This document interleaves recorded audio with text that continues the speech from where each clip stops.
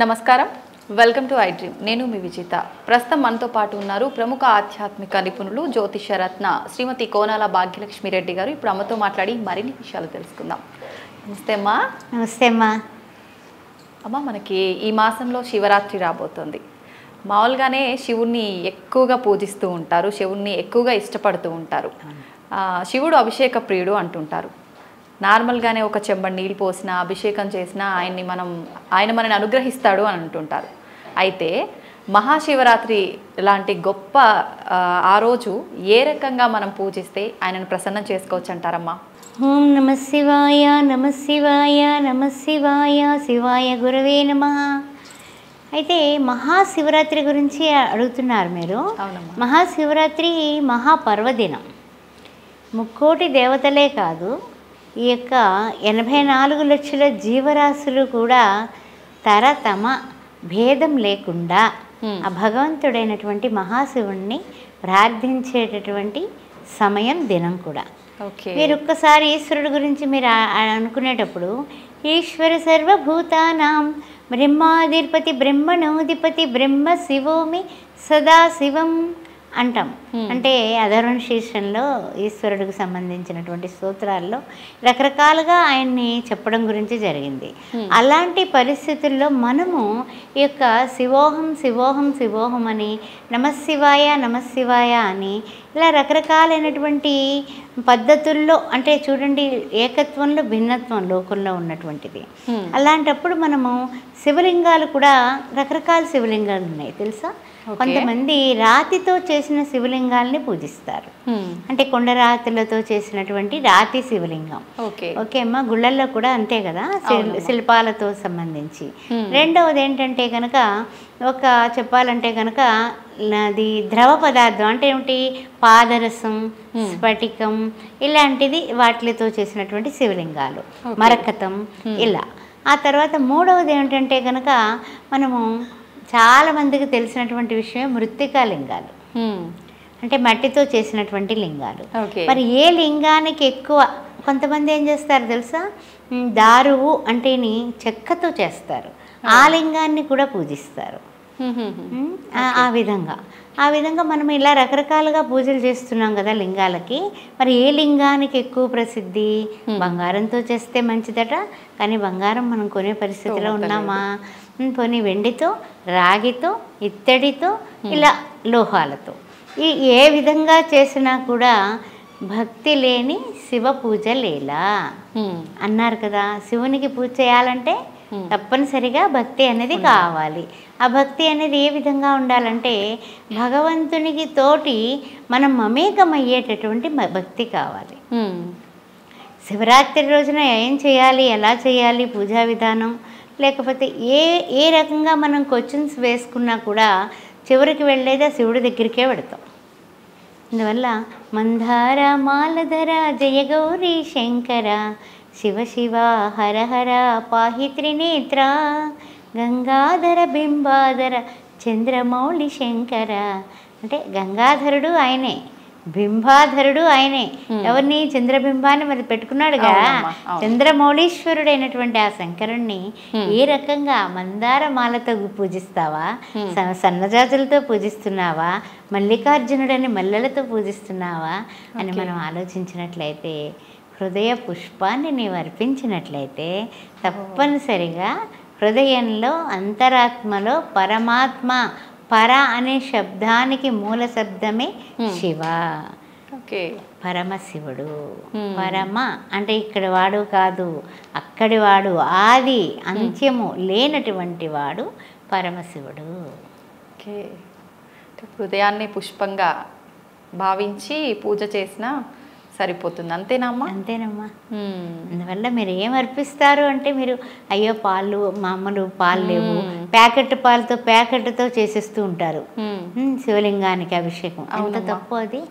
ఒక గిన్నెలో కానీ, ఒక గ్లాసులో కానీ, రాగితో కానీ, మన ఇత్తడితో కానీ చేసిన పాత్ర ఉపయోగించి చేయాలి. స్టీల్ గ్లాస్ కూడా పనికిరాదు.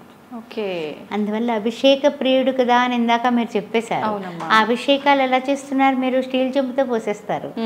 తర్వాత మొన్న మధ్య మాధ్యమాల్లో కూడా చాలామంది చూశారు కూడా, గొట్టంతో శివలింగ అభిషేకం. ఇంకా అంటే మన ఇంట్లో మొక్కలకి నీళ్లు పోసుకునే గొట్టాలు పెట్టేసి ఈశ్వరుడికి అభిషేకం. అది ఎంతవరకు మనం హిందువుల ప్రకారము మనస్సులు పాడైపోయినాయి.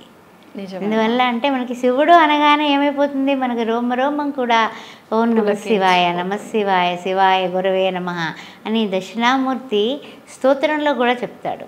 ఏంటంటే విశ్వమంతా దర్పణమైతే నీవు మౌన వ్యాఖ్య ప్రకటిత పరబ్రహ్మ, నీవు పరబ్రహ్మానివి.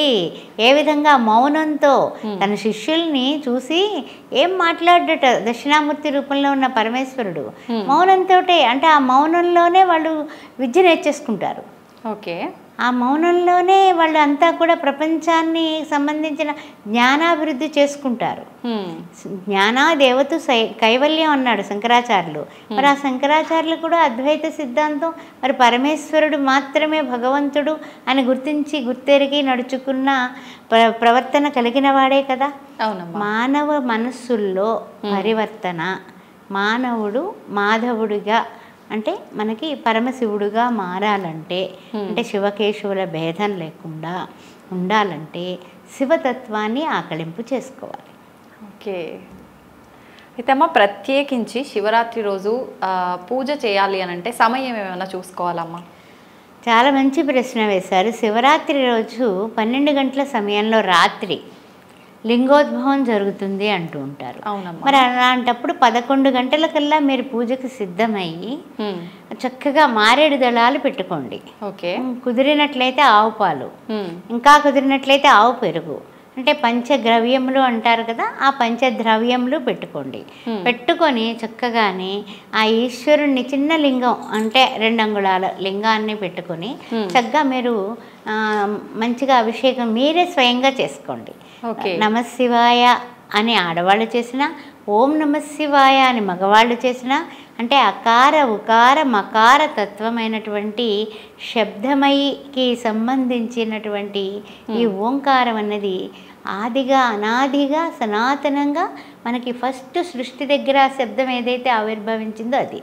మరి అలాంటి ఓంకార స్వరూపుడు ఎవరు? శివుడు. ఓంకార బిందు సంయుక్తం నిత్యం ధ్యాయంతి యోగినః కామదం మోక్షదం చైవ ఓంకారాయ నమో నమః.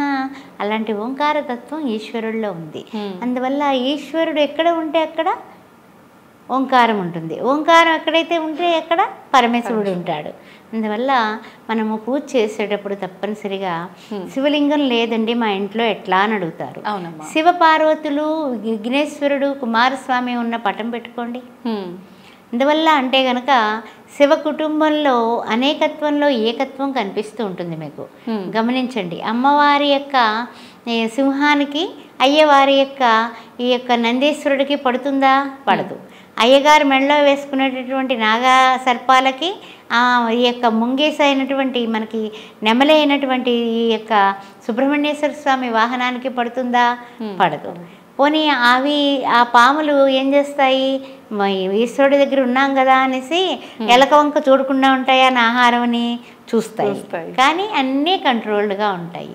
మన ఇంట్లో కూడా ఈ శివరాత్రి రోజు చేసే పూజలో ఇంట్లో కలహాలు, కన్నీళ్ళు, ఎడబాట్లు, ఏమైనా కష్టాలు నష్టాలు పోవాలంటే మీరు కన్నీళ్లతో వాళ్ళకి వీళ్ళకి మన స్టోరీలు చెప్పబాకండి, ఆ శివయ్యకి చెప్పుకోండి. శివుడు అంటే ఏం తక్కువ విషయం కాదమ్మా. శివుడు అంటే గనక ఆది అంచెము లేనివాడు. ఇక్కడ ఒక చిన్న కథ చెప్తాను, ఎందుకంటే మన వాళ్ళందరికీ కథ అంటే చాలా ఇష్టంగా ఉంటుంది. ఒకానొక సందర్భంలో మహావిష్ణువు బ్రహ్మగారుని అనుకున్నారట, అగ్ని ధ్వజస్తంభంలాగా అగ్ని రూపంలో ఒక లింగాకారంగా ఈశ్వరుడు ప్రత్యక్షమై ఉంటే అది చూసి ఇది ఎక్కడికి వెళ్ళింది, ఎక్కడి నుంచి వచ్చింది అని వాళ్ళిద్దరూ చర్చించుకుంటుంటే బ్రహ్మ అహంకారంతో తండ్రి అయిన మహావిష్ణువుతో ఈ విధంగా అన్నాడట, దీన్ని ఎంతసేపు నేను ఎగురుకుంటా పైకి వెళ్ళానంటే నేను చూసేసి వస్తానన్నట్ట. అంటే పాపం మహావిష్ణువు అన్నట్ట తండ్రి అయినా కూడా ఒక నిమిషం తగ్గి నేను అంత్యాన్ని చూస్తాను కిందికి వెళ్ళి, ఎందుకంటే నేను వరాహ అవతారంలో నేను వరాహమూర్తిగా నేను వెళ్ళాను కాబట్టి, అంటే మత్స్య కూర్మావతారంలో నేను వెళ్ళాను కదా, అందుకని ఆ కూర్మ అవతారం ఎత్తైనా సరే కిందికి వెళ్ళి నేను చూసొస్తానన్నట్ట. అలా ఒక 1000 సంవత్సరాలు గడిచిపోయాయి. ఇద్దరు కూడా చూడలేకపోయారు. అప్పుడు వెనక్కి తిరిగి వస్తే అప్పుడు ఏం చేశాడు, బ్రహ్మగారికి మహా తెలివి ఉండేది, అద్భుతమైన తెలివితేటలు. దాంతో ఆయన ఏం చేశాడంటే 2 సాక్షులను తెచ్చుకున్నాడు తన తండ్రికి చెప్పడానికి. పరమశివుడు చూస్తూనే ఉన్నాడు, అంతా కూడా ఆ యొక్క ధ్వజస్తంభ రూపంలో చూస్తున్నాడు. చూస్తుంటే అప్పుడు వచ్చేసి నేను చూసేసాను, నేను చూసి వచ్చానంటే పాపం మహావిష్ణువు నేను చూడలేదన్నట్ట. అంటే ఏమిటి సంగతి అంటే కనుక అది పైన ఉన్నటువంటి నువ్వు చూసావనడానికి సాక్ష్యం ఏంటి అని అడిగితే అప్పుడు గోమాతను పిలిచాడు. గోవు అంటే పవిత్రమైంది, తల్లి వంటిది ఇట్లా అంటాం కదా, అందువల్ల గోమాతని పిలిచి సాక్ష్యం అడిగితే ఆయన ఏం చెప్పినా డూడు బసవన్లాగా ఒకే చెప్పింది. ఆ తర్వాత మళ్ళా ఇంకొక సాక్షిని పిలిచాడు, మొగలి పువ్వుని. మొగలి పువ్వు కూడా ఓకే చెప్పింది. చెప్పగానే అప్పుడు రెండింటినీ కూడా ఈశ్వరుడు శపిస్తాడు. ఓకే, మొగలి పువ్వు పూజకు పనికిరాదు, సర్పాలు నివసిస్తాయి అక్కడ. రెండేమిటంటే కనుక ఈ యొక్క గోమాతని వృష్ణ భాగంలో నా సోదరైనటువంటి మహాలక్ష్మి ఉంటుంది కాబట్టి నేను అక్కడ మాత్రమే పూజిస్తారు, నీ మొహాన్ని ఎవరు పూజించరంటాడు.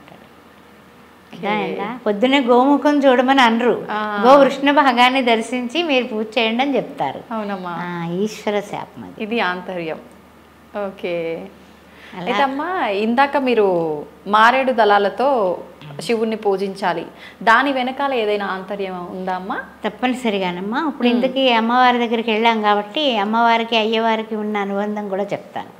బిల్వ నిలయాయ నమః అంటాం శ్రీ మహాలక్ష్మీదేవిని. అంటే బిల్వ పత్రాల్లో ఆవిడ నివాస స్థానం ఏర్పరచుకుని ఉంటుంది. అలాంటి బిల్వాలతో అంటే త్రిదళం త్రిగుణాకారం త్రినేత్రంచ త్రియాయుధం త్రిజన్మ పాప సంహారం ఏకబిల్వం శివార్పణం. ఆ ఈశ్వరుడు ఈ త్రిదళమైనటువంటి మారేడు దళంలో ఉంటాడు. అయితే ఈ మారేడు దళాలతో మనం పూజించినప్పుడు ఏం జరుగుతుంది అంటే కనుక మనం మామూలుగా మారేడు దళాలు పట్టుకొచ్చేస్తాము, వేసేస్తూ ఉంటాము, పూజ చేసేస్తూ ఉంటాం. కొంతమంది ఈ విధంగా పూజ చేస్తారు. నిధనపతయే నమః, నిధనపతాంతికాయ నమః, ఊర్ధ్వాయ నమః, ఊర్ధ్వలింగాయ నమః, పరమాయ నమః, పరమలింగాయ నమః, దివ్యాయ నమః, దివ్యలింగాయ నమః. ఆ విధంగా మొత్తం 11 నామాలు ఉన్నాయి. ఆ 11 నామాలతో కూడా పరమాయ కదా శివాయ, శివలింగాయ నమః. ఆ విధంగా ఏంటంటే కనుక ఆయన్ని మించినటువంటి తత్వం ఇంకోటి లేదు అన్న దృష్టిలో అన్నీ పూజ చేసేసి ఆ తర్వాత అవి శిరస్సు మీద చల్లుకొని చేస్తూ ఉంటారు. అయితే బిల్వ దళాలను పెట్టి మనం పూజ చేస్తున్నాం కదా, అసలు ఈ బిల్వ నిలయ అనే అమ్మవారికి పేరుకి అసలు ఈ శివుడు ఎందుకు ఇంత భోళాశంకరుడు అయ్యాడు అన్నదానికి ఒక చిన్న 4 వాక్యాల్లో చిన్న కథ చెప్తాను. ఏమిటంటే అది పూర్వకాలంలో ఒకానొక వ్యక్తి అడవిలో ప్రయాణం చేస్తూ క్రూరముఖాల యొక్క చప్పుళ్ళకి భయపడి ఒక చెట్టెక్కి కూర్చున్నాడు. దిగితే క్రూరముఖాలు యొక్క శబ్దాలకి చంపేస్తాయేమో అన్న భయంతో తెల్లారే వరకు ఆ చెట్టు మీద కూర్చొని నిద్రపోయి కింద పడిపోతే మళ్ళీ తినేస్తాయేమో అన్న భయంతో ఆ చెట్టును గట్టిగా పట్టుకుని ఇలా కుదుపుతూ ఉన్నాడు. కుదుపుతూ ఉంటే దాని మీద ఉన్న ఆకులు పడుతూ ఉన్నాయి. పడుతూ ఉంటే కిందకి పడగానే ఆ తర్వాత తెల్లవారిపోయింది, చూస్తే శివలింగం ఉంది కింద. ఆ వ్యక్తికి శివుడు ప్రత్యక్షమై వరాలిచ్చాడు ఆ రోజు శివరాత్రి. దానివలన మనం ఇక్కడ తెలుసుకోవాల్సిన విషయం, తెలిసి కానీ తెలియక కానీ నువ్వు చేసే పూజ బోళాశంకరుడు స్వీకరిస్తాడు సుమా. అందువల్ల ఈశ్వరుడు ఎప్పుడు కూడా ప్రతి నిమిషము కూడా అఘోరేభ్యో ఘోరఘోరేభ్య ఘోరతరేభ్య అస్త్రరుద్రరూపేభ్య తత్పురుషాయ విద్మహే మహాదేవాయ ధీమహి తన్నో రుద్ర ప్రచోదయాత్తు. ఆ యొక్క తత్పురుషుడైనటువంటి అంతటికీ కూడా మూలకారకుడు, అనాది మధ్యలయుడెవడు, ఆది కారణం బెవ్వడు. అంటే ఎవరినిచే జనించు, నువ్వు ఎక్కడి నుంచి వచ్చావు, ఎక్కడికి పెడతావు, నీ పర్పస్ ఆఫ్ లైఫ్ ఏంటి, ఈశ్వరుడే. నీ ప్రవర్తనను పరివర్తన మార్గంలోకి తీర్చిదిద్దేది పరమశివుడు. పరతత్వంతో రమించేటట్లుగా నేను చేయగలిగేవాడు. ఇప్పుడు మనం ఇలా చెప్పుకుంటున్నామంటే అది ఆయన దయ లేకపోతే శివుని ఆజ్ఞ లేనిదే చీమైనా కుట్టదు. అది ఎంత యథార్థం అమ్మా. అది చాలా మందికి చాలా రకాల అనుభవాలైనా కూడా మాయతో మరుస్తూ ఉంటారు. అందువల్ల విశ్వేశ్వర విరూపాక్ష విశ్వరూప సదాశివ శరణం భవ భూతేశ కరుణాకర శంకర కరుణామూర్తి ఈశ్వరుడు. అమ్మ, మహాలక్ష్మికి శివుడికి సోదర సోదరి సంబంధం ఉంది అని అంటుంటారమ్మా. అదేంటమ్మా, దాని గురించి వివరించండి. అంటే ఒకానొక సందర్భంలో నారాయణుడు చేపట్టిన నారాయణి అనేటటువంటి శ్రీ మహాలక్ష్మి మాత శివ సోదరిగా చెప్పబడింది. అంటే ఒక్కొక్క పురాణంలో ఒక్కొక్క రకంగా చెప్పబడింది. అయితే ఆవిడ ఎలా అన్నా కూడా ఈయన శివుడు ఆమె సోదరి. కానీ ఇప్పుడు మారేడు దళం గురించి ఇంత క్రితం మాట్లాడుకున్నాం మనం. మారేడు దళం ఎలాగా ఇద్దరికి ఇష్టమైంది అంటే అసలు సాధారణంగా మనం ఈశ్వరుడు గురించి చెబుతూ మనం మారేడు దళం ఇష్టం అనేసి ఎవరైనా చెప్పేస్తూ ఉంటారు.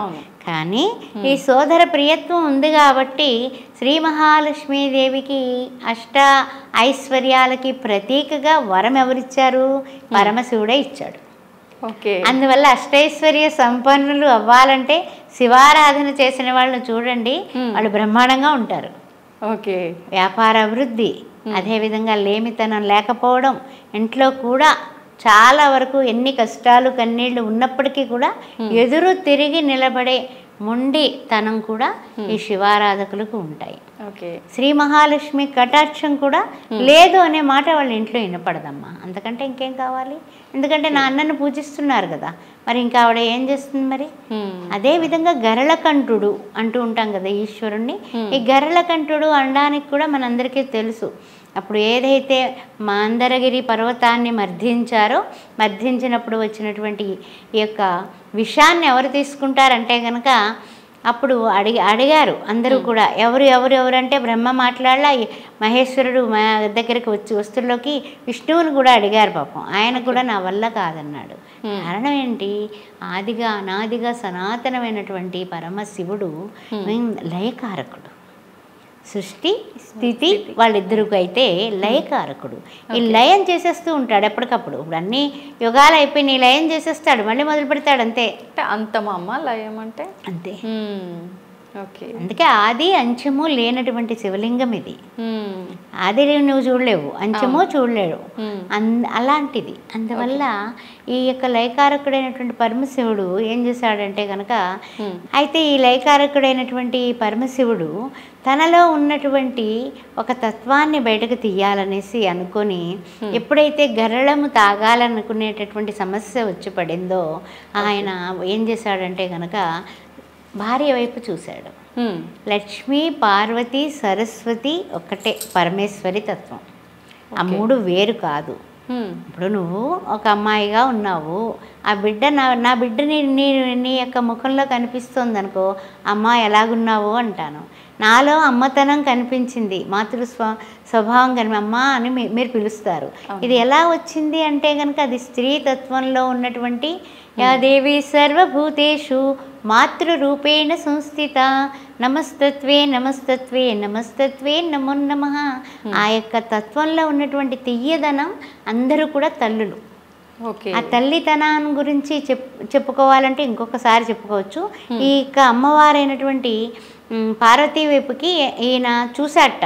ఏమని? క్రీగంట చూశాట. ఏమంటావు అని. చూడండి, కొంతమంది భర్తలు కూడా భార్యని అడుగుతారు, ఏం చేయమంటావు ఏంటి అని సలహా తీసుకుంటారు.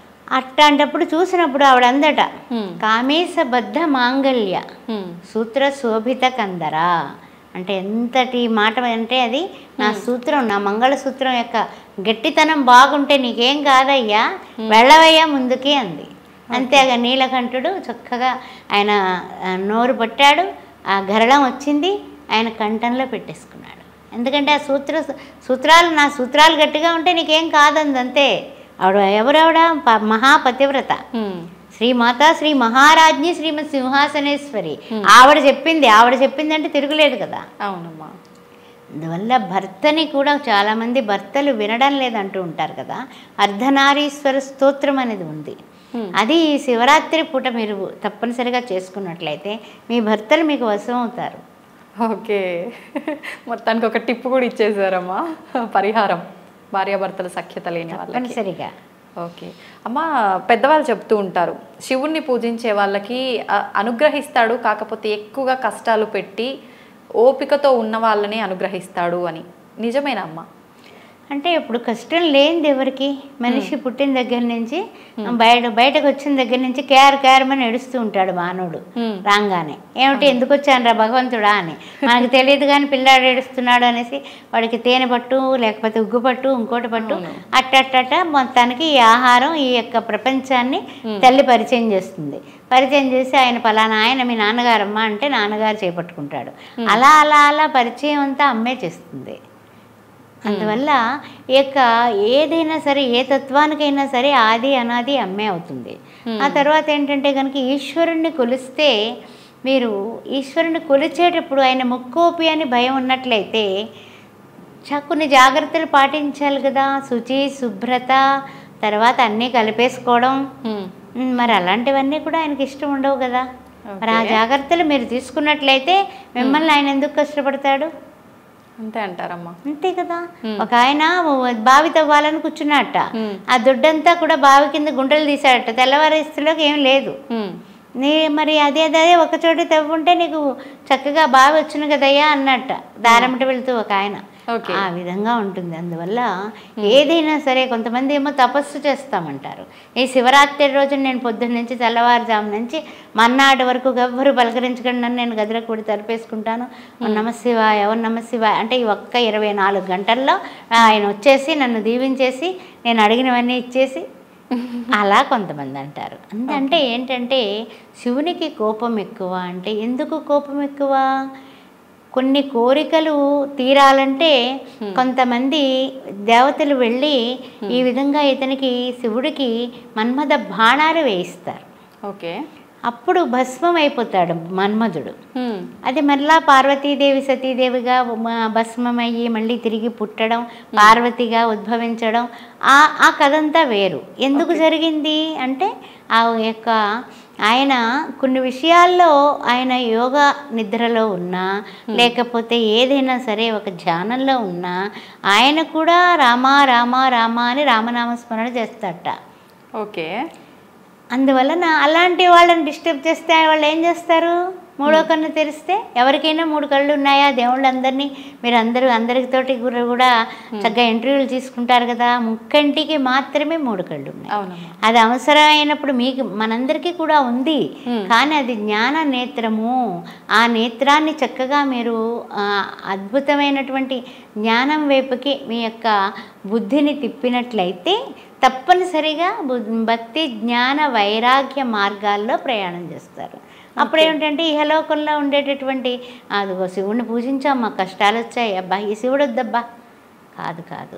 తర్వాత ఇంకొక మాట చెప్తానమ్మా. ఇప్పుడు అందరూ కూడా ఏ లింగాన్ని అయితే బెస్ట్ అనుకుంటూ ఉంటారు కదా. అవునమ్మా. మట్టితో చేసిన లింగాన్ని మీరు లింగోద్భవ వేళ అర్ధరాత్రి వేళ మట్టితో తయారు చేసుకొని ఓం నమశివాయ నమశివాయ నమశివాయ అంటూ అది పూజ చేయండి.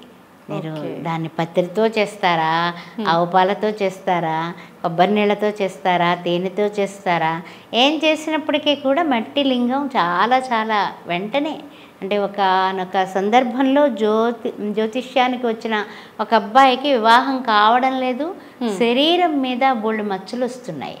ఓకే, అందువల్ల సోయాసిస్ లాంటిది అనమాట. అతను 41 days లింగం రోజు తయారు చేయడం కరోనా టైం అది చేసుకుని చెయ్యమ్మా, నువ్వు ఇంట్లోనే ఉంటున్నావు కదా, నీకు పెళ్ళే అవుతుంది, ఆ తర్వాత ఏంటంటే శివుడు నిన్ను కరుణిస్తాడు అని ఆ యొక్క శివుడు దయేమో అనుకుంటాను. మనం ఏదన్నా చెప్పాలన్నా కూడా చెప్పడం జరిగింది. ఇప్పుడు చక్కగా పిల్లలతోటి హాయిగా బెంగళూరులో జాబ్ చేసుకుంటున్నాడు. వాళ్ళ ఇంట్లో వాళ్ళందరికీ మహా ప్రేమ అయిపోయింది నా పట్ల.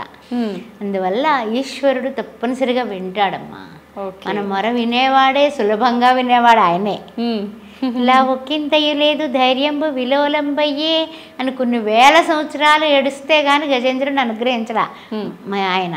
అదేవిధంగా నువ్వు దిగిరా, ఎందుకు రావు నువ్వు, నీవే నాకు మృత్యుంజయుడివి అని త్రయంబకం యజామహే సుగంధిం పుష్టివర్ధనం పూర్వారు కమివ బంధనాత్ మృచ్ఛేయ మామృతని మార్కండేయుడు గట్టిగా హత్తుకున్నాడు. ఇంకా హత్తుకున్నాడు. మా అమ్మ, మా నాన్న, మా తాత, లేకపోతే మా గురువు అన్నీ నువ్వే అని హత్తుకున్నాడు. హత్తుకుంటే ఏం జరిగింది? వచ్చాడా లేదా? యముడునే పో బయటకు అన్నాడు. అంతటి సులభమైన వాడు. అందువల్ల మీరు పట్టుకోవడం రావాలి. అంతేగాని మరి నేను ఈరోజు శివరాత్రి చేసినాను అంటే ముందు రోజు రాత్రి కూడా ఒక నియమం ఉంది. అందరూ ఉపవాసాలు చేస్తారు కదా, కొన్ని ధర్మాలు ఉన్నాయి ఇందులో. ఉపవాసం చేసినప్పుడు ముందు రోజు రాత్రి చాలా లైట్గా ఏ పాలో పళ్ళో తీసుకుని పడుకోవాలి. ఆ మన్నాడు శివరాత్రి తల స్నానం చేసుకుని శుచిగా ఉండి మనం నమశివాయ అనే నామంతో చేసుకుంటూ చక్కగా దేవుని స్తోత్రాలు అవన్నీ చదువుకుంటూ 1000 నామాలు చదవండి, అష్టోత్తరం చదవండి, అదే ధ్యాస. అంతేగాని పూర్వకాలం మా చిన్నప్పుడు ఒక్క టికెట్కి 2 సినిమాలు వేసేవారు. శివరాత్రి వాళ్ళు అందరూ ఆ సినిమా హాల్లోనే ఉండేవారు. అంటే జాగారం చేస్తున్నామని దోమలు కొట్టుకుంటూ చక్కగా చేస్తూ ఉండేవాళ్ళు. ఆ విధమైన పనులు ఇప్పుడు ఎలాగా లేవు. కానీ అది కాకుండా ఈ యొక్క టీవీ మాధ్యమాలని కొంచెం తగ్గించుకొని భగవంతుని మీదకే దృష్టి పెట్టండి. మన ఆలోచన కానీ, రైటింగ్ కానీ, ఏదైనా సరే, పాటలు పాడేవాళ్ళు పాటలు కానీ ఆయన మీదే పెట్టుకుని చక్కగా లింగోద్భవ కాలంలో పూజ చేసుకోండి. తెల్లవారులు కూడా అదే దృష్టిలో ఏదో ఒకటి మీ మనోసంకల్పాన్ని ఒకటే ఒక కోరిక కోరుకోండి. మరలా శివరాత్రి నాటికి మీరు విజయవంతులు అయిపోతారు. అంత కూడా అక్కర్లా 41 days చాలు. ఓకే, ఎక్సలెంట్ అనమాట. అందువల్ల శివుడు అంత భోళాశంకరుడు ప్రపంచంలో లేడు. శివతత్వమే అది. ఓకే, అందువల్ల ఆయనలో ఉండేటటువంటి ప్రేమతత్వాన్ని స్వీకరించండి. శివాయ పరమేశ్వరాయ చంద్రశేఖరాయ నమః ఓం. భవాయ భవశేఖరాయ చంద్రశేఖరాయ నమః ఓం. శివ శివ శివ శివ శివాయ నమః ఓం. భవ భవ భవ భవ భవాయ నమః ఓం. అని ఆ శివుడిని ఎన్నో రకాలుగా మనం మాట్లాడుకోవచ్చు, పూజించవచ్చు, పాటలు పాడుకోవచ్చు, ఎన్నన్నా చేసుకోవాలనేటటువంటి తపన కావాలి. కాబట్టి అంటే శివునికి దగ్గరగా ఉపవాసం, నివాసం నీవు చెయ్యి. అప్పుడు ఆయన ఎందుకు నీతో సావాసం చేయడు? ఈ కష్టాలు, నష్టాలు, బాధలు, బెంగలు, భయాలు అని ఆయనతో చెప్పుకో. వాళ్ళకి వీళ్ళకి డింగ్ మన ఫోన్లు చేసి మొత్తం వాళ్ళ బుర్ర తినడం మానేసి ఆ ఈశ్వరుడు బుర్ర తింటే మనం ఒక ధ్రువ నక్షత్రంలాగా ఉండగలం, ఒక మార్కండేయుడిలాగా జయం కలుగుతుంది. అదేవిధంగా ఈశ్వరుడి యొక్క ఏమిటంటే కనుక అష్ట ఐశ్వర్య సంపన్నుడు. ఆయన కీర్తిస్తాడు, ప్రతిష్ఠిస్తాడు, యశస్సు ఇస్తాడు, ప్రేమతత్వం ఇస్తాడు, సుందరం రూపం ఇస్తాడు, మంచి వాక్కు ఇస్తాడు. ఇంకేం కావాలి చెప్పండి మీకు? విద్య ఇస్తాడు. ఓకే. అందువల్ల ఏం చేసినప్పటికీ కూడా శివరాత్రి రోజున డెడికేషన్గా చేయండి, దానం చెయ్యండి, భోజనాలు దానం చెయ్యండి, ధర్మం చెయ్యండి, ఆ రోజు వస్త్రదానాలు చెయ్యండి. ఏం చేసినప్పటికీ కూడా ఆయన స్వీకరిస్తాడు. ఏ రూపంలో వస్తాడో నాకు తెలియదు కానీ డెఫినెట్గా తీసుకుంటాడు. ఓకే, అందువల్ల చక్కగా చేసుకుందాం. మనం తినట్లేదు, తినేవాళ్ళు చాలా మంది ఉన్నారు కదా, మరి వాళ్ళందరికీ ఏదో రకంగా మనం ప్రసాదం ఇవ్వచ్చుగా. అంతే అమ్మా. అయితే అమ్మ, ఉపవాసము అంటే మనం దేవునికి దగ్గరగా ఉండి దేవుణ్ణి స్మరించుకుంటూ ఉండడం అన్నారు. కానీ జనరల్గా ఉపవాసం అనగానే అందరూ శివరాత్రి రోజు ఉపవాస దీక్ష ఏమి తినకుండా ఉంటుంటారు. నిజంగా ఆ ఉపవాస దీక్ష ఏ రకంగా చేయాలమ్మా? ఉపవాస దీక్ష చేసేవాళ్ళు వృద్ధులు చేయక్కర్లేదమ్మా. ఒక్కసారి చెప్తున్నా, బాలింతలకు వద్దు, చిన్నపిల్లలకి వద్దు, అదేవిధంగా కొంచెం రోగగ్రస్తులకు వద్దు. ఈ నలుగురిని పక్కకు పెట్టేసినట్లయితే తతిమా వాళ్ళు చేయొచ్చు. తతిమా వాళ్ళు కూడా షుగర్లు, బీపీల వల్ల తినలేకపోతే పాలు పళ్ళు తీసుకుంటూ ఉండొచ్చు. ఏదో ఒకటి తినాలి, ట్యాబ్లెట్ వేసుకోవాలి, తప్పదు కదా, అలా తీసుకోవచ్చు. అదే కాకుండా ఈవేళ మార్నింగ్ నుంచి ఉపవాసం అంటే రాత్రే ఇందాకనే చెప్పాను రాత్రి గురించి. రాత్రి లైట్గా తీసుకోవాలి. ఇంకా పొద్దున్న నుంచి ఏదో మొత్తం మీద మీరు ఉపవాసం ఉన్నారు, అర్ధరాత్రి వేళ లింగోద్భవం అయిపోయింది, వెళ్ళి గురి పెట్టుకుని నిద్రపోతే అది జాగరణ అవ్వదు. అర్థమైందా?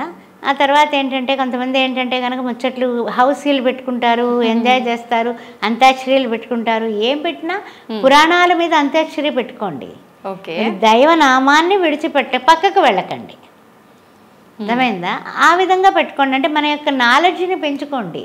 భగవద్గీత శ్లోకాల మీద పెట్టుకోండి. ఆ విధమైన సత్సంగం, సత్సంగత్వే నిస్సంగత్వం, నిస్సంగత్వే నిశ్చలతత్వం, నిశ్చలతత్వే జీవనముక్తి. నీవు జీవితం ముక్తి కావాలనే కదా ఏ శివ అని ఉపవాసం చేస్తున్నావు. సరే మన్నాడు పొద్దున్న తెల్లవారిపోయింది, అమ్మయ్య జాగరణ అద్భుతంగా చేసేసాం, సరే భోజనం తినేసి హాయిగా పడుకుంటే కాదు. మన్నాడు సాయంత్రం భోజనం చేయొచ్చు. మన్నాడు సాయంత్రం నక్షత్రం వచ్చిన తర్వాత నక్షత్రాన్ని చూసి నమస్కారం చేసుకుని నిద్రపోండి. నిద్ర మాత్రం ఆపుకోండి, భోజనం ఆపకండి, నిద్ర మాత్రం ఆపండి. ఓకే, అంటే నెక్స్ట్ డే నైట్ వరకు పడుకునే ఛాన్సే లేదు. పడుకోకుండా ఉంటే నిజమైన జాగరణ అని చెప్పబడింది. ఓకే, కానీ అమ్మ చాలా మంది 12 దాటింది అంటే డే మారిపోయింది ఇంకా పడుకోవచ్చు అని చెప్పి చాలా వరకు అట్లానే చేస్తుంటారమ్మా. చాలా రకాలుగా ఇప్పుడు అంతే కదా, మన కోరికలు కూడా ఆ విధంగానే తీరట్లేదు అంటే అంతే కదా. మరి ఆయన కూడా అలాగే అనుకుంటాడు. ఆయన ఎందుకు అనుకోడు? ఆయన మనల్ని సృష్టించిన వాడు కదమ్మా. అనేక రూపాయ విష్ణవే విష్ణవే అన్నట్టుగా ఈ శివకేశవులు తక్కువ వాళ్ళ. అందువల్ల ఆయన లెక్కలు ఆయనకుంటే మన లెక్కలు మనకుంటే అంతే. అయితే అమ్మ ఆ రోజు ఉపవాసంలో ఉన్నవాళ్ళు అంటే ఆలయానికి వెళ్ళినప్పుడు అక్కడ తీర్థ ప్రసాదాలు ఇచ్చినప్పుడు తీసుకోవచ్చా తీసుకోకూడదమ్మా? తీసుకోవచ్చు. ఎందుకంటే తీర్థ ప్రసాదాలు ఎప్పుడు కూడా ఆయన ప్రసాదం అది. అంతేగాని పంచామృతాలు ఇస్తారు, అంతకంటే ఏమి ఇచ్చారు, తీసుకోవచ్చు. అలా అని ఏమన్నా అన్నపు పరవాన్నాలు లాంటివి అవి ఇచ్చారనుకో, అవి ఇంటికి తీసుకొచ్చి ఇంట్లో పిల్లలకో పెద్దలకో ఇచ్చేయచ్చు. అంతేగాని తీర్థం తీసుకోవచ్చు, తీర్థం తప్పలేదు. ప్రసాదం కూడా తీసుకోవాలి, తిరస్కరించకూడదు. ఇంటికి తీసుకొచ్చి ఇంట్లో తినేవాళ్ళు ఉంటారుగా వాళ్ళకి ఇచ్చేయడమే, లేదా ఎవరైనా కనిపిస్తారు పేదవాళ్ళు వాళ్ళకి ఇచ్చేయడం.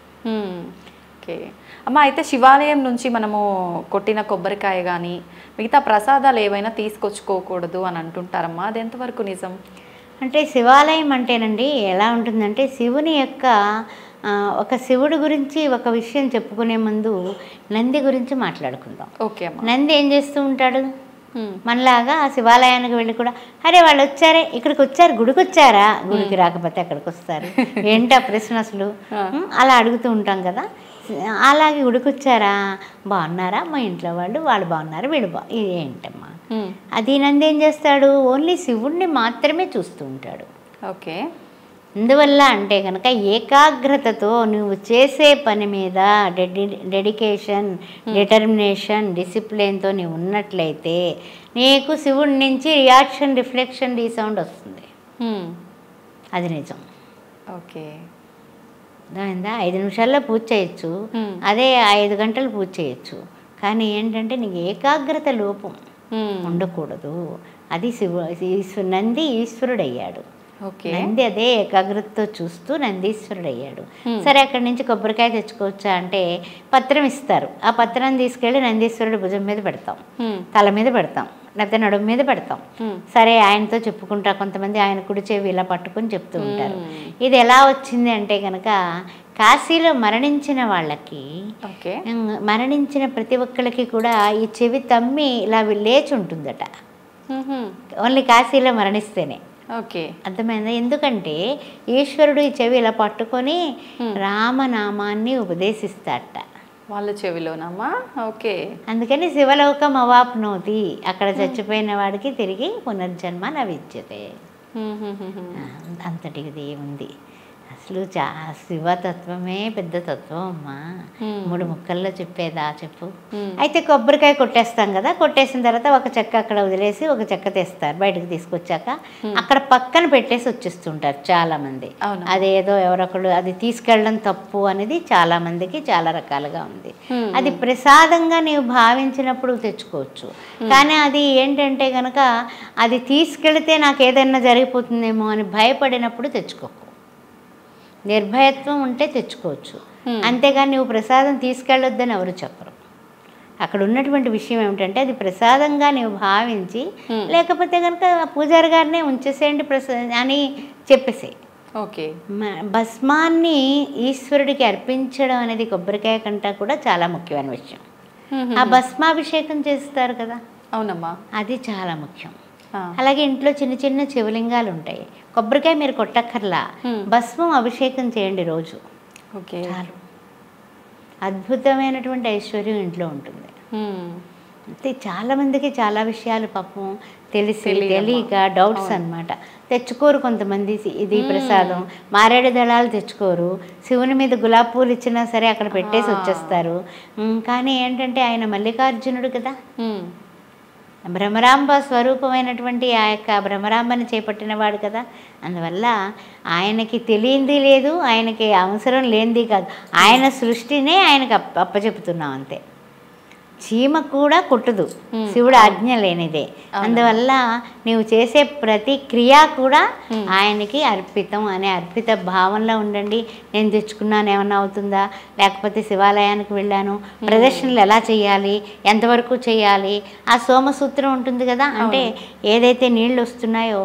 అదేవిధంగా మీరు ఇంకొక మాట మర్చిపోయాను నేను.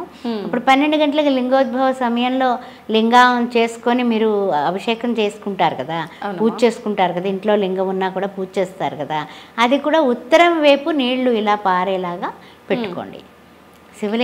శివలింగం ఉత్తరం ముఖంగా నీళ్లు వెళ్ళిపోవాలి. అంటే తూర్పు ముఖంగా పెట్టామనుకో, నీ ఉత్తరం ముఖంగా ఈ యొక్క పానిపట్టం వెళ్ళేలాగా చూసుకోండి. అలాగే బ్రహ్మసూత్రానికి కూడా అక్కడ వరకు సోమసూత్రం అంటూ ఉంటారు. ఈ యొక్క పరమేశ్వరుడికి నమస్కారం చేసుకుని, గోపురానికి నమస్కారం చేసుకుని, గోపురం ఆయన యొక్క ఏ గుడికి వెళ్ళినా కూడా గోపురానికి నమస్కారం చేయాలి. ఆయన పాదాలవి అనుకోవడమే. అనుకుని ఆ గోపురానికి నమస్కారం చేసుకుని ప్రదర్శనం చక్కగా సోమసూత్రం వరకు వెళ్ళి అక్కడ నమస్కారం చేసుకుని వెనక్కి వచ్చేసేయండి. అప్పుడు మీకు కరెక్ట్గా ప్రదర్శనం పూర్తయినట్లు లెక్క. ఓకే. అంతేగాని మనం పొర్లు దండాలు పెట్టినా అది ఈశ్వరుడి దగ్గర పనికిరాదు. అసలు అవి లెక్కలోకే రావా? అంతే కదా, ఇలా ఇలా గిరగిరా తిరుగుతుంటారు. కొంతమంది చాలా ఎవరో తరుముకు వస్తున్నారేమో వెనకాల అనేసి పరుగులెడుతూ ఉంటారు. అది ఈశ్వరుడికి మాత్రం అంతవరకు వెళ్ళి మళ్ళీ ఇలా వెనక్కి రావాలి. అలా ఒక ప్రదర్శనం చేసుకోండి చాలు. అంతే కదా, భక్తే కావాలి. మళ్ళీ పరుగులను చేయొద్దు, నిదానంగా నడుచుకుంటూ వెళ్ళండి. నమ శివాయ, ఓ నమ శివాయ, శివాయ గురవే నమః అనే తపన మనలో ఉండాలి. మనం కామ, క్రోధ, మద, మోహ, లోభ, మాత్సర్యాలు ఉన్నాయి. వాటిలన్నింటిలో మనం నెగ్గాలి కదా. నెగ్గాలంటే భగవంతుడు మనకి చింత కావాలి. మనము భగవంతుని దగ్గర అకౌంట్లో డబ్బులు అంటే భక్తి అనేటటువంటి ప్రపత్తితో మనం అక్కడ వేసుకుంటే నిలవదనం ఉంటే ఎప్పుడైనా సరే శివా అనగానే ఇక్కడే ఉన్నాను బంగారం అని మనల్ని ఎత్తుకుంటాడు. అంతేగాని మనం అక్కడ అకౌంట్లో డబ్బులు ఏం లేవు, శివా అంటే వస్తానుండు, నువ్వేమన్నా చేసావా ఏమిటి, ఎవరికైనా కనీసం ఇప్పుడు అన్నం పెట్టావా లేదు, ఒక వస్త్రం ఇచ్చావా లేదు, ఎంగిలి చేత్తో కాకి కూడా విదిలించకుండా శివ అంటే నేను ఎట్లొస్తాను అంటాడు దేవుడు కూడా. అందుకే దానం, ధర్మం, కంఠస్థ భూషణం సత్యం, హస్తస్య భూషణం దానం, ఈ రెండు చేస్తే ఈశ్వరుడు మన ఇంట్లో ఉంటాడు. అమ్మ, భగీరథ ప్రయత్నం అంటుంటారు కదమ్మా, దానికి శివుడికి సంబంధం ఏమైనా ఉందమ్మా? తప్పనిసరిగానమ్మా. భగీరథ ప్రయత్నం అనేది, భగీరథుడు అనేటటువంటి వ్యక్తి తన పితృదేవతల యొక్క కోరిక ప్రకారము కూడా ఆయన గంగాదేవిని తీసుకురావాలి కైలాసం వెళ్ళి. ఓకే. పూర్వకాలం వాళ్ళ తపస్సు వలన గంగాదేవి దగ్గరికి వెళ్ళి దర్శించుకునే శక్తి భగీరథుడికి ఉంది. వాళ్ళ తపస్శక్తి అంత అమోఘంగా ఉండేది. అలా కొన్ని సంవత్సరాలు ఇంకా తపస్సు చేసి చేసి చేసి చేసి గంగాదేవిని స్మరించి గంగ ప్రత్యక్షమయ్యి నేను వస్తాను, ఓకే, నిన్ను చూస్తే జాలేస్తుంది, నువ్వు చేసే పని వల్ల కూడా మొత్తం అంతా కూడా అంటే సుజలాం సుఫలాం అన్నట్టుగా అంతా కూడా మంచి జరుగుతుంది నేను రావడం వల్ల. కానీ నన్ను భరించేవాడు లేడు, ఆ భరించేవాడి కోసం చెయ్యండి. ఓకే. ఆ భరించేవాడు ఎవడున్నాడు? ముక్కంటే ఈశ్వరుడే ఉన్నాడు. అందుకని శివతత్వం గురించి శివుడిని గురువుగా పూజించినటువంటి భగీరథుడు ఘోరమైన తపస్సు చేస్తాడు. చేసినప్పుడు ఈశ్వరుడు చాలా కరుణతో ఆయన జటాజుటాలు ఇప్పి నుంచుంటాడు. నుంచుంటే అక్కడి నుంచో ఆకాశ గంగలాగా ఆమె వచ్చి ఎగిరి పడిపోతూ మిడిసి పడిపోతూ వస్తుంది ఆవిడ ఉధృతంగా. అలాంటి తల్లిని ఆ యొక్క తండ్రి అయినటువంటి శివ పరమాత్మ తన కేశంతో చక్కగా ముడిచుట్టేస్తాడు, నొక్కి పెట్టేస్తాడు. ఆమె గర్వం, ఆమె అహంకారం అంటే ఏంటంటే ఆమె అంత ఏమిటంటే చెప్పాలంటే కనుక ప్రజ్వలంగా వస్తుంది, ఉధృతంగా వస్తుంది. ఆ ఉధృతాన్ని అణిచి చక్కగా అలా వదులుతాడు. ఒక కండిషన్ పెడతాడు ఇక్కడ శివుడు. ఏంటంటే చెప్పనా, భగీరథ నీ వెనక్కి తిరిగి చూస్తే ఈ గంగానది ఆగిపోతుంది, జాగ్రత్త సుమా అని చెప్తాడు. భగీరథుడు ముందు నడుస్తున్నాడు, వెనకాల గంగా నది వస్తుంది, నువ్వు వస్తుందా లేదా అని అనుమానించాడా, అయిపోయింది. అలా మొత్తం మీద వాళ్ళ పితృదేవతలు అవన్నీ కూడా అన్నీ కూడా మొత్తం పవిత్రం కావాలి కదా. గంగా జలాన్ని మించినటువంటి పవిత్రత ఇంకెక్కడుంది. అందుకని అవన్నీ అయిపోయాయి. అలా అలా అలా అలా వస్తూ వస్తూ వస్తూ వస్తూ అలా ముందుకు పెడుతూ ఎందుకో తెలియకుండా అతను కూడా అంటే అక్కడికి అయిపోయింది టైం అంతే. చిన్న అనుమానంతో అలా చూశాడు, గంగానది ఆగిపోయింది. ఓకే, ఆ విధంగా అందుకని భగీరథ ప్రయత్నం అనే పేరు వచ్చింది. దానికి పరమశివుడికి చాలా సంబంధ బాంధవ్యాలు ఉన్నాయి. ఓకే, అందువల్ల ఇప్పుడు కూడా మనం పూజించేటప్పుడు కూడా గంగా జలాన్ని స్నానం చేసేటప్పుడు కూడా ఈ శివరాత్రి రోజు స్నానం చేసేటటువంటి వాళ్ళు గంగా, యమున, సరస్వతి, నర్మదా, సింధు, కావేరి జలస్మిన్ సన్నిధం కురు అని శ్లోకం చదువుకున్నా, లేదా గంగా గంగా గంగా అని 5 సార్లు అనుకుని నమశివాయ అనుకుని చెంబుడు నీళ్ళు పోసుకోండి ఎత్తి మీద. అది ఏం చేసినా కూడా పవిత్రత అక్కడ ఉన్నటువంటి ఆవిడ ఇక్కడ మన నీళ్ళల్లో వచ్చి మనం పునీతం అవుతాం. ఓకే అమ్మ, శివుణ్ణి అష్టైశ్వర్య ప్రదాత అని, బోలా శంకరుడు అని అంటుంటారు, ఎందుకమ్మా? అంటే అష్టైశ్వర్యాలకి కూడా ఆయనే ప్రతీక అనేది ఎప్పుడు కూడా చెప్పబడిందమ్మా. ఆయనకి ఏం అక్కర్లేదు కదా. ఆయనకి ఇల్లుందా, నీకు ఇల్లుందా అని అడిగితే ఇల్లు లేదనే కదా పెద్ద గొడవలు అయిపోయాయి. పోని పాపం ఏదో ముచ్చటగా ఇల్లు కట్టుకుంటే రావణాసురుడు తీసుకున్నాడా? అట్లా ఆయనకి ఇల్లు లేకుండా అయిపోయాడు. ఎందువల్ల ఏది ఎవరు అడిగితే అది ఇచ్చేసే తత్వం అయింది. నాకు నేను ఆలోచన లేనటువంటి పరతత్వానికి చెందినటువంటి గొప్ప శివుడైన. అందువల్ల పరమశివ శివ శివ శివ శివ అని అర్చన. శివాని వేరు కాదు. భార్యాభర్తలిద్దరూ ఏ రకంగా ఉండాలి, ఏ రకంగా జీవన విధానం గడపాలి అని అర్ధనారీశ్వర తత్వంతో చెప్పినటువంటి ఏక శరీరమే ఇద్దరు. అది దానికి ప్రతీక కూడా శివుడే. అదే శివ కుటుంబంలో కూడా అష్టైశ్వర్యాలు ఎవరికి అక్కర్లేదుగా. వినాయకుడికి కావాలా? అక్కర్లా. సుబ్రహ్మణ్యేశ్వర స్వామికి కావాలా? ఎవరు ధనరాశులు పెట్టుకుని కూర్చోలేదే. అదేవిధంగా పార్వతీదేవికి కావాలా? అక్కర్లేదు. ఈశ్వరుడికి అంతకంటే బూడిద రాసుకుని శ్మశానంలో తిరుగుతూ ఉంటాడు అంతే. ఆయనకేం అక్కర్లా. పోనీ ఆభరణాలు ఏమన్నా గొలుసులు నక్లెస్లు వేసుకున్నాడా? అవి కూడా నాగపాములు వేసుకున్నాడు. అందువల్ల ఆయన అన్ని రకాలుగానే కూడా అంత స్థితప్రజ్ఞత ఉన్నటువంటి వ్యక్తి కాబట్టి ఆదిగా అనాదిగా సనాతనుడుగా వేదాంగములు ఈ విధంగా ఉండును అని చెప్పలేనటువంటి తత్వమే శివతత్వం. అమ్మ, శివుడు శ్మశానంలో నివసిస్తాడు అంటుంటారు కదమ్మా, దాని వెనకాల ఆంతర్యం ఏంటమ్మా? శ్మశానంలో నివసిస్తాడు శివుడు అంటూ ఉంటారు. కానీ ఆ శ్మశానంలో నివసించేటటువంటి విధానం ఏమిటంటే కనుక ఆయన దృష్టిలో శివానికి తేడా లేదమ్మా. కారణం ఏంటంటే ఆయన దృష్టిలో శివ అంటే కొమ్ము రౌండ్గా పెడుతున్నాం, శివుడు అంటున్నాం. ఓకే, శవము అంటున్నాం. ఓకే, శివ రెండింటికి ఒక కొమ్మ ఒకటే తేడా. నీవు జీవించుంటే కనుక శివతత్వంగా ఈ యొక్క 9 నాడులు ఆడుతూ చక్కగా మాట్లాడతావు, నవ్వుతావు, పరిగెడతావు, అన్నీ చేస్తావు. అవును. నీ కుటుంబం గురించి, నీ వాళ్ళ కోసం నా నా నా అది నాది ఇది నాది అన్నీ కావాలి, ఇంకా కావాలి ఇంకా కావాలి, ఈ తపనలో ఉంటావు. అవును. అక్కడికి వెళ్ళిన తర్వాత బూడిద రాసుకునేవాడు ఏం చెప్తున్నాడు? నువ్వు నీ బూడిద నేను రాసుకుంటున్నాను రా, ఏం చేసావురా బాబు? రాసుకోవాలంటే కూడా నాకు నీది బాగలేదు, నువ్వేం చేయట్లేదు, నువ్వేం చేయకుండా వచ్చావు, ఏంటిది అని ఆయన బాధపడుతున్నాడు. అందువల్ల ఈ యొక్క శంకరుడి యొక్క తత్వం ఏంటంటే కనుక శంకలన్నింటినీ పక్కన పెట్టు. శంకర అనాలంటే నువ్వు కింకరుడుగా ఉండకు. శం మంచి తత్వం, శం శివతత్వం దానిలో కలువు. కరా కలవడం, చెయ్యి కలుపు శంకర. అందుకని ఎన్ని రకాలుగా శంకరుడి మీద బోళ్ళని ఇవ్వచ్చినా కూడా శంకర నాద శరీర అల్లాపర అంటే ఆ పాట పరమ హిట్ అయిపోయింది.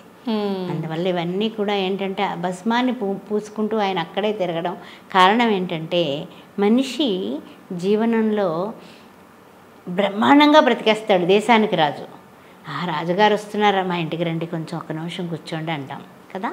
రాజుగారు చనిపోయారు, మీ చూరు దగ్గరికి పట్టుకొచ్చి శవాన్ని పట్టుకొచ్చి 5 నిమిషాలు ఆపుతాం వర్షం వస్తుందంటే ఒప్పుకుంటావా?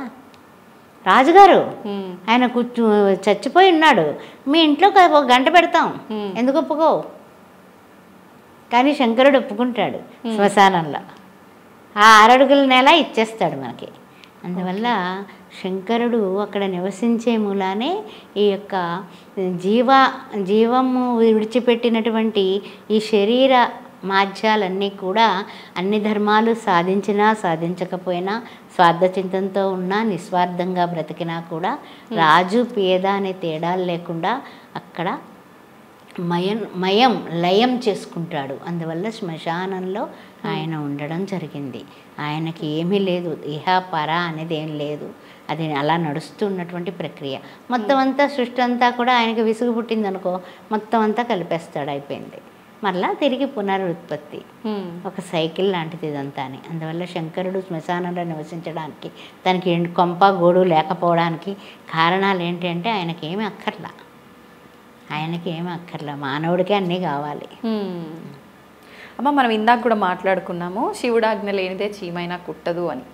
అయితే ప్రస్తుతం చూస్తుంటే ఎన్నో అరాచకాలు, ఎన్నో అంటే పుణ్యాలతో పాటు పాపాలు ఎక్కువైపోయినాయమ్మా. వీటన్నిటిని కూడా ఆయన ఆజ్ఞ ప్రకారమే జరుగుతున్నాయా అమ్మా? ఆజ్ఞ ప్రకారాన్ని మానవుడు ఎట్లున్నాడు? 84 లక్షల జీవరాశుల్లో ఎంతో ఉత్తమమైన మానవ జన్మ ఎత్తి ఈ జన్మ సార్థకం చేసుకోవడానికి ఎంతమంది ఆలోచిస్తున్నారు చెప్పండి? ఏం లేదు.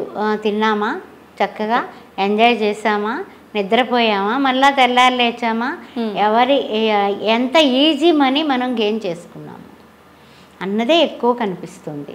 అందువల్ల చెప్పాలంటే కనుక శివరాత్రి రోజునే శివ శివ శివ శివ అన్న, నమశివాయ అన్న, ఆ రోజునే గుడికి వెళ్ళి, ఆ రోజునే తల స్నానాలు చేసి, ఆ రోజునే పచ్చి మంచినీళ్ళు తాగకుండా ఉండి, ఆ తర్వాత రోజు మళ్ళీ మామూలే, మాంసం మద్యం అన్నీ మామూలే, ఇక అన్నీ కామనే. ఇంకా శివరాత్రి మాత్రం చాలా గట్టిగా చేస్తానండోయ్, అబ్బా నేను మాత్రం ఒప్పుకోను అనేవాళ్ళు ఎంతమంది ఉన్నారమ్మా. అందుకని ఏంటంటే కనుక ప్రతి కర్మకి ఒక కర్మ సిద్ధాంత ప్రకారము కర్మణ్య వ్యాధికారస్తే మా ఫలేషు కదాచన అన్నాడు గీతలో. అందువల్ల నీ కర్మలు నీవు జన్మల కర్మలు నువ్వు పట్టుకుని తెచ్చుకొని అనుభవించంతే. అనుభవించాల్సిందే కదా. ఆ తండ్రికి ఆ తల్లికి నీవు బీజ రూపంలో వాళ్ళ గర్భంలో ప్రవేశించి వాళ్ళ కలయిక ద్వారా నువ్వు బయటకు వస్తావని ఎవరు చెప్పారు? ఈ నిర్మితం అంతా ఎవరు చేశారు? ఈశ్వరుడే. అందువల్ల అనాది మధ్యలయుడెవడు? ఎవరున్నాడు మధ్యలో? ఎవడన్నా ఉన్నాడా లయకారకుడు? లేదు. అంటే వాళ్ళిద్దరికీ పెళ్ళి కాదు, వాళ్ళిద్దరికీ సంబంధ బాంధవ్యాలు ఉండవు, వాళ్ళకి పుట్టే బిడ్డగా నువ్వు రావు. ఎన్నున్నాయి? ఎంత పాపం జాగ్రత్తగా కాలిక్యులేషన్స్ వేసుకొని వాళ్ళింట్లో వీళ్ళు, వీళ్ళింట్లో వాళ్ళు అని మానవుల యొక్క కుటుంబపరమైన వ్యవస్థ, వివాహ వ్యవస్థ, అదేవిధంగా మనకి సంస్కారాల రూపంలో వేదములు చదివినటువంటి మహర్షులందరూ కూడా వాళ్ళ యొక్క దర్శించినది శృతుల ద్వారా, స్మృతుల ద్వారా, జ్ఞాపకాల ద్వారా మనకి ఈ యొక్క అష్టాదశ పురాణాలని, ఉపనిషత్తులని అన్నీ అందించారు. అవి ఎవరు చదువుతున్నారు? చెప్పేవాళ్ళు ఎవరైనా ఉన్నారా? పోనీ ఒకవేళ చెప్పేవాళ్ళు ఉంటే వినేవాళ్ళు ఉన్నారా? పోనీ లేదు. అందువల్ల అందరూ కూడా స్పీడ్, హర్రీ ఉంది, వర్రీ ఉంది. స్పీడ్గా డ్రైవ్ చేయడం, అంతే, అయిపోయింది అక్కడ లయం. అలా మన ప్రవర్తన వలన కూడా మనకి ఆయుర్దాయం తగ్గిపోతుందమ్మా. మన యొక్క బిహేవియర్ వల్ల కూడా మనకి చెడ్డ ఆలోచనలు ఎక్కువైపోతే ఏమైపోతుంది? మనల్ని మనం హరాయించిపోతాం. అర్థమైందా? ఇప్పుడు మీరు బాగున్నారు, నా బిడ్డ లెక్క అనే ప్రేమ నాకు వచ్చిందనుకో, ఎంత బాగుంది పిల్ల, ఆటోమేటిక్గా నీలో ఉన్నటువంటి ఆ లక్ష్మీతనం అమ్మవారు నన్ను ఆశీర్వదిస్తుంది. అది ఎక్కడ రిసీవింగ్ ఏది? ఇప్పుడు అంత స్టిక్కర్ల కాలం వచ్చేసింది. బొట్టు సవ్యంగా పెట్టుకోము, ఆ తర్వాత ఇంకా మంగళసూత్రం ఏమో మా ఆయన చల్లగా ఉండాలని దేంట్లో పెడుతున్నాం, ఫ్రిడ్జ్లో పెడుతున్నాము. ఇలా రకరకాల మనం చాలా కొత్త పోకళ్ళు వచ్చేసాయి కదా. ఆ కుంకుమ లేదు, పసుపు లేదు, మట్టెలు లేవు, నలుపూసలు లేవు, ఏమీ లేవు, గాజులు వేసుకోవడం లేదు. మరి నీకు అన్నీ బాగుండాలంటే ఎట్లా? కొన్ని మన ఆచార ధర్మాలు కనీసం శుక్రవారం మంగళవారం గడపకు బొట్టు పెట్టి, కనీసం కొంచెం తిలకం బొట్టు కాకుండా కాస్త కుంకుమ, పెళ్ళైన వాళ్ళ పెళ్ళి కాని వాళ్ళ తేడా తెలియట్లేదమ్మా. ఎన్ని రకాలుగానే ఇప్పుడు వాళ్ళు ఒకవేళ సపోజ్ కరోనా బీభత్సంలో చాలామందికి చాలా రకాలుగా కల్లోలాలు అయ్యాయి కదా, బొట్టు పెట్టేటప్పుడు మాత్రమే వాళ్ళు ముఖం పక్కకు జరుపుకుంటారు, అప్పుడు మనం ప్రాణం చచ్చిపోతుంది. ఏంటి ఇది అయ్యో పాపం అనేసి అలా ఎంతో. అందుకని ఏంటంటే కనుక సంస్కారం అనేది మన ప్రవర్తనలో, సంస్కారం అనేది మన నడవడికలో, సంస్కారం అనేది మన నిలువెల్లా కూడా మనం ఆచరణాత్మకం చేస్తే అదే చిత్తశుద్ధి ఉన్నటువంటి శివపూజ. సూపర్ అమ్మా. నిజంగా చాలా మంచి విషయాలు తెలియజేశారమ్మా. సంతోషం. ధన్యవాదాలమ్మా. ఓం శివోహం. ఓం నమ శివాయ. ఓం నమ శివాయ అమ్మా. మీరు మీ ఛానల్ వాళ్ళు అందరూ కూడా సకల అష్టైశ్వర్యాలతో ఆ పరమశివుని యొక్క అద్భుతమైనటువంటి ఆశీస్సులు మీకు అందాలి. మీరందరూ బాగుండాలి. థ్యాంక్ యూ అమ్మా. Thank you very much.